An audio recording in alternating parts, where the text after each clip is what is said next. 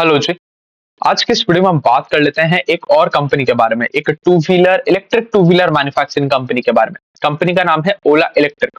अब देखो, दो पॉइंट हमें बहुत क्लियर कट पहले से ही पता है। एक तो ये एक इलेक्ट्रिक टू व्हीलर बनाने वाली कंपनी है, और सेकंड चीज हमें पता है ये एक लॉस मेकिंग एंटिटी है, कंपनी अभी भी घाटा कर रही है। अब इन दो चीजों को हमें किस तरीके से इंटरप्रेट करना चाहिए, कंपनी को किस तरीके से समझना चाहिए, क्योंकि देखो एज अ शेयर होल्डर हमें एक चीज तो बहुत क्लियर है कि भाई हमारा पैसा तभी बनेगा आपके साथ जब आप प्रॉफिटेबिलिटी की तरफ जाओगे।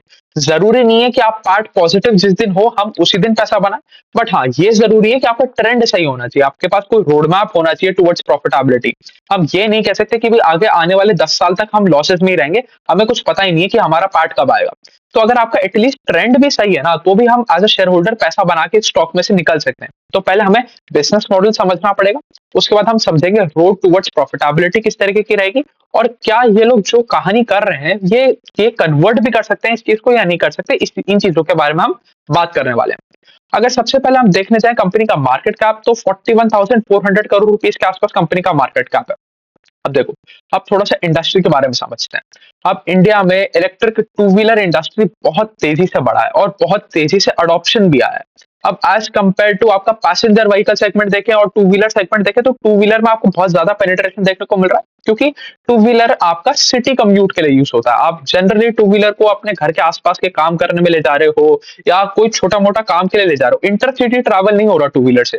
तो जो सबसे बड़ा एक इलेक्ट्रिक व्हीकल में प्रॉब्लम है, दैट इज रेंज एंजाइटी, कि भाई यहाँ पर अगर मेरा बैटरी खत्म हो गया तो मैं बीच रास्ते में चार्ज कैसे करूंगा, और चार्ज साइकिल बहुत लंबी होती है कि भाई मेरे को 3 घंटा रुकना है चार्ज करने के लिए या 2 घंटा रुकना है चार्ज करने के लिए। वो वाला जो प्रॉब्लमेटिक पार्ट है वो इलेक्ट्रिक टू व्हीलर में नहीं है, इसलिए हमें बहुत तगड़ा अडॉप्शन भी देखने को मिल रहा है। अब जब इंडस्ट्री में अडॉप्शन अच्छा देखने को मिल रहा है, तो जितनी 3 4 5 6 कंपनी जितनी भी हैं, हमें वो देखना है उसमें से सबसे पहले fastest growing player in the industry कौन है, सबसे ज्यादा सेल कौन लेके आ रहा है, सबसे ज्यादा इन टर्म्स ऑफ क्वांटिटी भी और इन टर्म्स ऑफ ग्रोथ भी, कि सबसे ज्यादा वाई लेवल पे कौन ग्रोथ लेके आ पा रहा है। तो ये तो हमें ओला इलेक्ट्रिक करता हुआ देखने को मिल रहा है। अगर हम देखें, ये अपना लगातार मार्केट शेयर इंप्रूव करते जा रहे हैं। आज ये currently 33% of the market share पे बैठे हैं। और इनके अगर हम बात करें नंबर ऑफ डिलीवरीज के बारे में, कि भाई आपने ऑर्डर ले लिया और आपने कितने नंबर ऑफ व्हीकल्स डिलीवर करे, that also went up by 73-74% over a Y level. तो यहाँ पर भी ये लोग बहुत अच्छा काम कर रहे हैं। तो अगर हम देखें, चाहे आप ओवरऑल मार्केट में क्वांटिटी के बारे में बात करो, तो क्वांटिटी में भी ओला नंबर 1 पे आ रहा है, सबसे ज्यादा मार्केट शेयर लेके बैठा है। और अगर आप ग्रोथ के टर्म्स में बात करो, तो वहां पर भी ओला नंबर 1 पे बैठा है, वहां पर भी इनका कोई डायरेक्ट कंपटीशन हमें देखने को मिल नहीं रहा इन टर्म्स ऑफ ग्रोथ। अगर आप रेवेन्यू ग्रोथ देख लो, तो रेवेन्यू ग्रोथ इनका है लगभग लगभग 40% के आसपास का, 39% समथिंग के आसपास का इनका रेवेन्यू ग्रोथ था। तो यहाँ पर तो कोई दिक्कत नहीं देखने को मिल रही। अब हम इनके थोड़ा सा पीयर कंपनीज के बारे में बात करते हैं। तो जैसे टीवीएस मोटर हो गया, तो टीवीएस मोटर ने अपना आई क्यूब नाम से एक स्कूटर निकाला। अब अगर उनके इलेक्ट्रिक व्हीकल वाले सेगमेंट के बारे में बात करें, तो वो भी लॉस मेकिंग है, वो भी बिटा नेगेटिव है। उसके बाद अगर हम चले जाएं हीरो के ऊपर, तो हीरो का जो वीडा प्रोजेक्ट उन्होंने लॉन्च किया था, जो इलेक्ट्रिक टू व्हीलर बना रहा था, वो भी एक लॉस मेकिंग एंटिटी है, वहां पर भी उनको फायदा नहीं आता हुआ देखने को मिल रहा। और वो लोग तो मार्केट शेयर भी कैप्चर नहीं कर पा रहे, उन वहां पर इनोवेशन की कमी की वजह से जो कंज्यूमर है वो दूसरे ब्रांड की तरफ शिफ्ट कर रहा है। उसके बाद हीरो ने एक कुछ कुछ कुछ पार्ट ऑफ एक कंपनी एक्वायर किया था जिसका नाम था एथर एनर्जी। तो एथर क्या कर रहा था, एथर भी electric two wheeler ground up से बनाने का काम कर रहा था। वो लोग फिर भी थोड़ा बहुत ढंग का काम कर रहे हैं, बट वो लोग भी लॉस मेकिंग एंटिटी है। तो अब एक चीज तो हमें क्लियर है कि भाई ऐसा नहीं है कि ओला कुछ अलग ही दुनिया में चल रहा है और जबरदस्ती घाटा कर रहा है। जितने भी इलेक्ट्रिक टू व्हीलर वाले ब्रांड्स हैं, उनमें अगर हम सिर्फ इलेक्ट्रिक टू व्हीलर वाला सेगमेंट उठाएं, अब देखो हीरो आप जाके देखोगे नेट नेट पॉजिटिव कंपनी है, वो पार्ट पॉजिटिव रिपोर्ट करते हैं। आप टीवीएस उठा के देखोगे पार्ट पॉजिटिव रिपोर्ट करते हैं। बट हमें सिर्फ देखना है कि इलेक्ट्रिक टू व्हीलर वाला सेगमेंट क्या आपका पॉजिटिव है, क्या नहीं, किसी का भी नहीं। तो पूरा का पूरा इंडस्ट्री अभी आज के दिन घाटा कर रहा है। तो अब जब ये पता चल गया, तो हम देख रहे हैं मार्केट शेयर सबसे ज्यादा कौन लेके बैठा है, ओला लेके बैठा है। सबसे अच्छी ग्रोथ कौन लेके आ रहा है, ओला लेके आ रहा है। अब ठीक है, ये चीज हमने समझ ली कि भाई चलो आप ग्रोथ के टर्म्स में तो बहुत बढ़िया काम कर रहे हो, आपकी सारी की सारी कहानी ठीक है। आप इनका थोड़ा सा प्रोडक्ट सेगमेंट समझ लेते हैं कि भाई ये ग्रोथ आ कहां से रहा है। तो देखो, दो इन्होंने मेजर सेगमेंट क्रिएट कर रखे हैं। अभी हाल फिलहाल भी इन्होंने काफी सारी नई अपने लॉन्चेस किए थे, उनके बारे में भी हम बात करेंगे। तो इनके दो मेन ब्रॉड, बिल्कुल ब्रॉड बेस्ड अगर हम सेगमेंटेशन करने जाएं, तो दो मेन सेगमेंट बना सकते हैं। एक तो हो गया मास मार्केट आइटम, और एक हो गया थोड़ा सा प्रीमियम आइटम। प्रीमियम का मतलब क्या हो गया, आपका 1 लाख रुपए से ऊपर वाला स्कूटर। तो जो इनका S1 आता है या S1 प्रो आता है, दैट आर आपका प्रीमियम सेगमेंट वाले। वो आपको ज्यादा रेवेन्यू लाके देते हैं। बट जो आपका मास मार्केट वाला आइटम है, जो 1 लाख से नीचे की तरफ बिकता है, वो आपको वॉल्यूम से लाके देता है, वो आपको क्वांटिटी लाके देता है, वो आपको मार्केट शेयर लाके देता है। इस चीज का हमें ध्यान रखना है। तो कंपनी के दोनों ही डिवीजन में बहुत अच्छा ग्रोथ आ रहा है। और अगर हम बात करें जो इनका मास मार्केट वाला सेगमेंट है, वो तो खैर बहुत ही अच्छे पेस पे ग्रो कर रहा है। वो तो 15% के आसपास का ग्रोथ लेके आ रहा है on a quarter on quarter basis. 15% का क्वार्टर ऑन क्वार्टर बेसिस का ग्रोथ मतलब 100% वाई हुआ है, मतलब डबल कर रहे हैं वो उसको हर साल। तो वो वहां तो बहुत ही बढ़िया काम हो रहा है। और अभी भी जो इन्होंने नए लॉन्चेस किए हैं वो सारा का सारा ये मास मार्केट अफोर्डेबल वाले सेगमेंट में किए हैं। वही 70,000 का स्कूटर, 60,000 का स्कूटर, यहाँ तक कि इन्होंने जो आपके डिलीवरी बॉयज हैं उनके लिए 25,000 रुपए, 40,000 रुपए, 50,000 रुपए वाला भी स्कूटर निकाला है। तो एक तो कंपनी जितना ज्यादा लॉन्च करेगी, जितना ज्यादा अपने प्रोडक्ट सेगमेंट को डाइवर्सिफाई करेगी, उतना ज्यादा कंपनी के लिए अच्छा है, उतना ज्यादा ये लोग कस्टमर को केटर कर पाएंगे। तो यहाँ पर भी ये लोग बिल्कुल मतलब जितना हम सोच सकते थे उतना तो काम बढ़िया कर रहे हैं। मतलब जो ट्रेंड की तरफ जाना चाहिए था कंपनी को, उस तरफ जा भी रहे हैं। अगर हम इनके प्रोडक्ट लॉन्चेस के बारे में बात करें तो कंपनी कहती है कि नेक्स्ट 2 साल में, नेक्स्ट 8 क्वार्टर्स में हम 20 नए प्रोडक्ट लॉन्चेस करेंगे। अब वो प्रोडक्ट लॉन्च क्या क्या होंगे? हम थ्री व्हीलर की कैटेगरी में घुस रहे हैं, इलेक्ट्रिक थ्री व्हीलर लेके आएंगे हम आपकी काफी ब्रॉड रेंज ऑफ मोटरसाइकिल्स लेके आएंगे, और जो हमारे एक्सिस्टिंग स्कूटर्स हैं उनको जनरेशनल शिफ्ट करेंगे। अब ये क्या होता है कि इसके बारे में जो ये जो जनरेशनल शिफ्ट है, इसके बारे की बाद में हम बात करेंगे, जब हम ऑपरेशनल एफिशिएंसीज के बारे में बात करेंगे या हम प्रॉफिटेबिलिटी के बारे में बात करेंगे, तब जाके बात करेंगे। तो ये चीज हमने समझ ली। अब इनका समझ लेते हैं थोड़ा सा सेल आता किस तरीके से। अब देखो अभी तक हम क्या क्या समझ चुके हैं कि भाई पूरा का पूरा इंडस्ट्री घाटा कर रहा है। अब सबसे अच्छा घाटा कौन सा होगा? जो कंपनी सबसे ज्यादा ग्रोथ लाके देगा। तो सबसे ज्यादा ग्रोथ ये लोग लेके आ रहे हैं। सबसे सस्टेनेबली अगर ग्रोथ के बारे में बात करें तो ये लोग लेके आ रहे हैं। सबसे ज्यादा नंबर्स इनके पास है, सबसे ज्यादा मार्केट शेयर इनके पास है। उसके बाद हमने समझ लिया कि कौन कौन से प्रोडक्ट पोर्टफोलियो है, कि एक प्रीमियम वाला पोर्टफोलियो है, एक अफोर्डेबल मास मार्केट वाला इनके पास पोर्टफोलियो है। उसके बाद अब हम देख रहे हैं कि भाई इनका चैनल सेल्स क्या है, कि भाई किस तरीके से ये लोग अपना सेल्स करते हैं और वहां उसको कितना एक्सपैंड कर सकते हैं ये लोग। तो देखो अभी सारा का सारा इनका company owned, company operated stores चला रहे थे। तो अभी इनके पास ऑल ओवर इंडिया करीबन 800 स्टोर्स थे, 782 to be precise.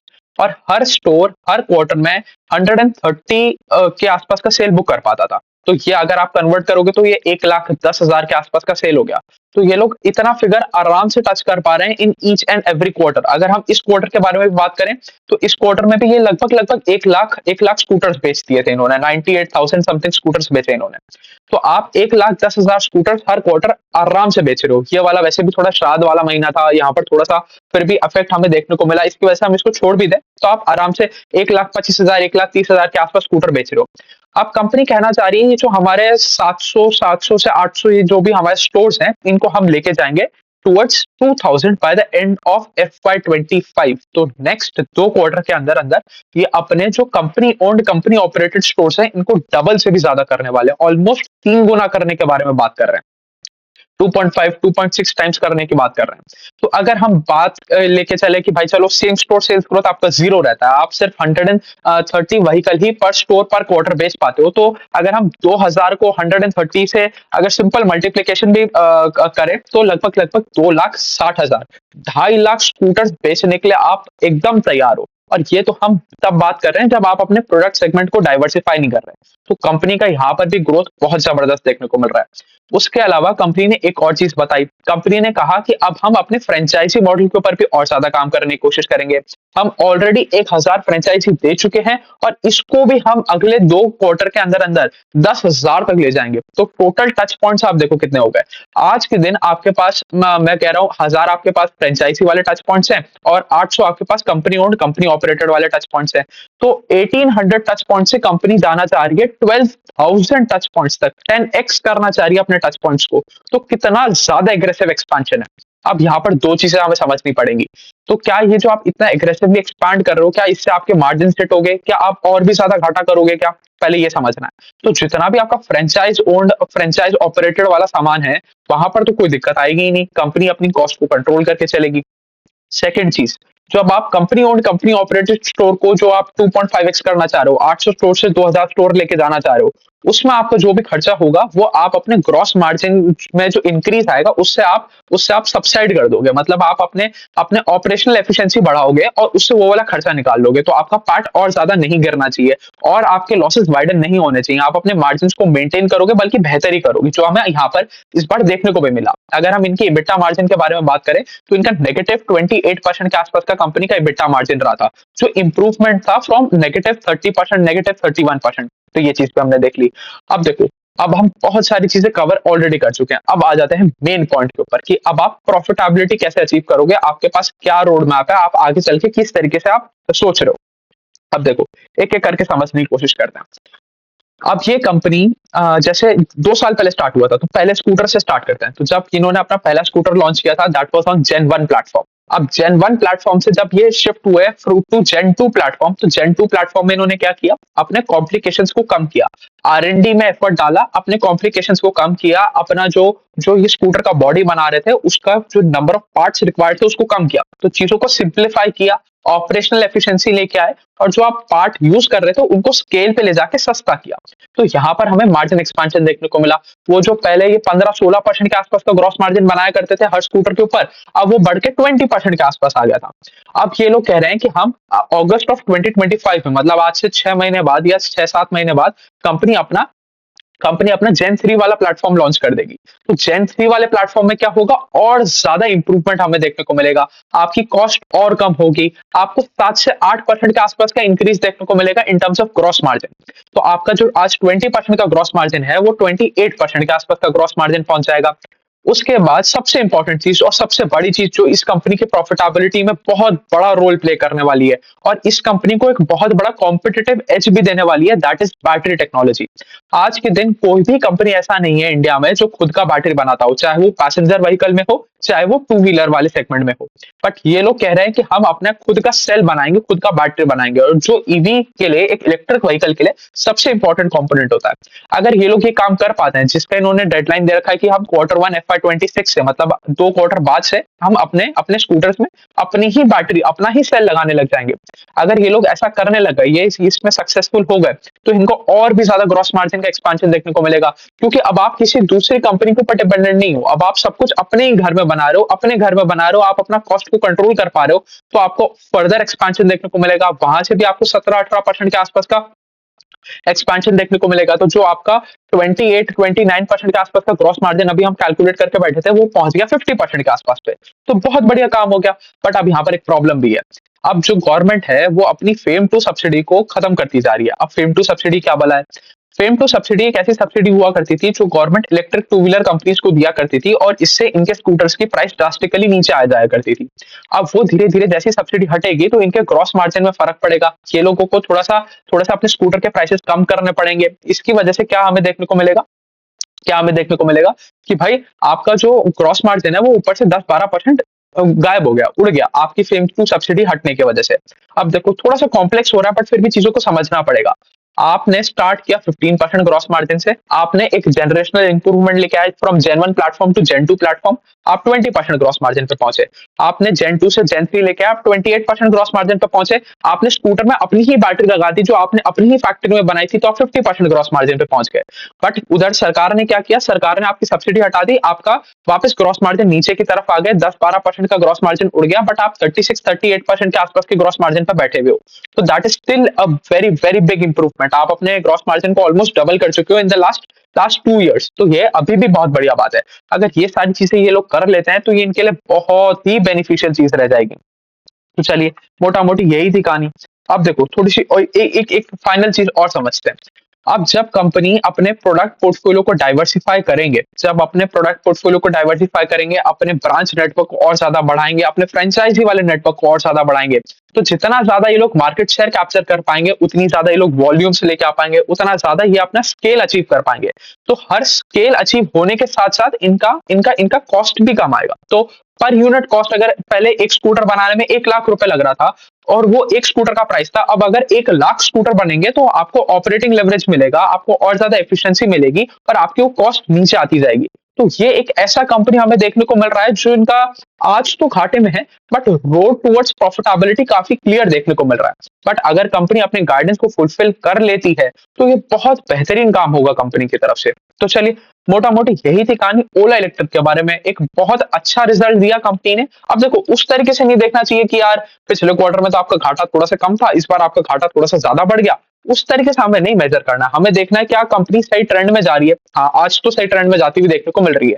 Company innovation कर रही है, कंपनी नए प्रोडक्ट लॉन्च कर रही है, कंपनी ज्यादा से ज्यादा सेगमेंट को केटर करने की कोशिश कर रही है, फ्रॉम द ₹25,000 सेगमेंट जो आपके फूड डिलीवरी एप्स वाले लोगों के लिए है, टू 2 लाख रुपए, 2.5 लाख रुपए वाला जो एंथुसियास्टिक मोटरसाइकिल्स वाला सेगमेंट है, वहां तक कंपनी कैटर करने की कोशिश कर रही है। अब ये सारी चीजें अगर कंपनी करने की कोशिश कर रही है, तो आप ये सोचो कि ऐसी कौन सी दूसरी इसकी पीयर कंपनी है जो ये सारा का सारा काम कर रही है। जो अभी तक best performing EV two wheeler company है, जो सेकंड नंबर पे आ रही है, तो बेस्ट परफॉर्मिंग तो हमने देख ही लिया कि आज के दिन ओला है, सबसे ज्यादा मार्केट शेयर कैप्चर कर रही है, सबसे ज्यादा ग्रोथ लेके आ रही है। सेकंड बेस्ट जो है वो आपकी टीवीएस है। टीवीएस के पास एक scooter, single product in the electric two wheeler segment. अब वो कंपनी वर्सेस एक ओला इलेक्ट्रिक जो इतना इनोवेशन कर रही है, बट यहाँ पर बात वही है, क्या कंपनी डिलीवर कर पाएगी जो कंपनी कह रही है? अगर डिलीवर कर पाएगी तो बहुत बेहतरीन काम होगा, नहीं डिलीवर कर पाएगी तो वो हम अगले क्वार्टर में ट्रैक करेंगे। इस क्वार्टर तक तो जो कंपनी ने कहा था वो सारी की सारी चीजें करी है, हमारी एक्सपेक्टेशन को अभी तक कंपनी ने रिजल्ट से बीट ही किया है, तो बहुत बढ़िया काम कर रही है अभी तक। तो चलिए अभी के लिए इतना ही रखते हैं। Thank you.